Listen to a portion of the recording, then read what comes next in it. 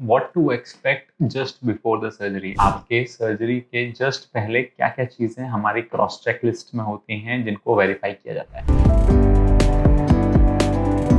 सबसे पहले दोस्तों होती है पेशेंट कंफर्मेशन और आइडेंटिटी कंफर्मेशन एंड पेशेंट की साइट कंफर्मेशन। साइट कंफर्मेशन मतलब कि आपके जैसे नी रिप्लेसमेंट है या घुटने का रिप्लेसमेंट है, कूल्हे का रिप्लेसमेंट है या फिर कोई दूरबीन की सर्जरी है शोल्डर की नी की, तो उसको मार्क किया जाएगा, कंफर्म किया जाएगा कि वो राइट लेफ्ट कौन सी साइड है, कौन सा पार्ट है बॉडी का। उसके बाद चीज आती है पार्ट प्रिपरेशन। ऑपरेशन के पहले आपके जो पार्ट है जिसकी सर्जरी है उसकी क्लीनिंग करी जाती है और जनरली वहां से हेयर्स का रिमूवल भी किया जाता है, जैसे कि अंदर कंटैमिनेशन ना हो, इन्फेक्शन का रिस्क ना रहे। इसके तहत आपकी इन्वेस्टिगेशन, सब इन्वेस्टिगेशन क्या क्या हो सकती हैं, एक तो ब्लड मार्कर्स हो सकते हैं, आपकी ब्लड की रिपोर्ट्स हो गई, आपकी शुगर के रिपोर्ट्स हो गए, वायरल मार्कर्स हो गए। इसके अलावा आपकी जो सर्जरी है उसकी रिपोर्ट्स, जैसे कि आपकी एक्सरेज हो गए हिप के, अगर सीटी स्कैन या एमआरआई रिक्वायर्ड है वो रिक्वायर्ड है। सभी पेशेंट्स में रिक्वायर्ड नहीं होता है सारी इन्वेस्टिगेशन, बट जो स्पेसिफिक इन्वेस्टिगेशन है वो चीज की चेकिंग होगी कि वो सब कुछ है कि नहीं है। देन उसके बाद आपकी क्लिनिकल मतलब कि हार्ट से रिलेटेड इन्वेस्टिगेशन, अगर आपकी कोई तकलीफ है तो उससे रिलेटेड सारी इन्वेस्टिगेशन है कि नहीं, आपका फिजिशियन क्लियरेंस या फिर कार्डियोलॉजी क्लियरेंस अगर रिक्वायर्ड है वो हो गया है कि नहीं हो गया है। And then last thing is anaesthesia checkup. जो एनेस्थीसिया वाले डॉक्टर होते हैं जो बेहोशी देते हैं वो चीज का चेकअप हुआ। इसके बाद ओटी में हमारी चेकअप किया जाता है कि हमारे पास सारे इम्प्लांट्स हैं कि नहीं, ओटी की स्टर्डिलिटी मेंटेन है कि नहीं, और सारे ही इम्प्लांट्स ऑटोक्लेव हो गए हैं कि नहीं। ये ऑटोक्लेव या फिर ईटीओ स्टेरिलिटी क्या होती है दोस्तों, ये एक तरीका होता है जिससे कि हम स्टीम और हाई टेम्परेचर और प्रेशर यूज करके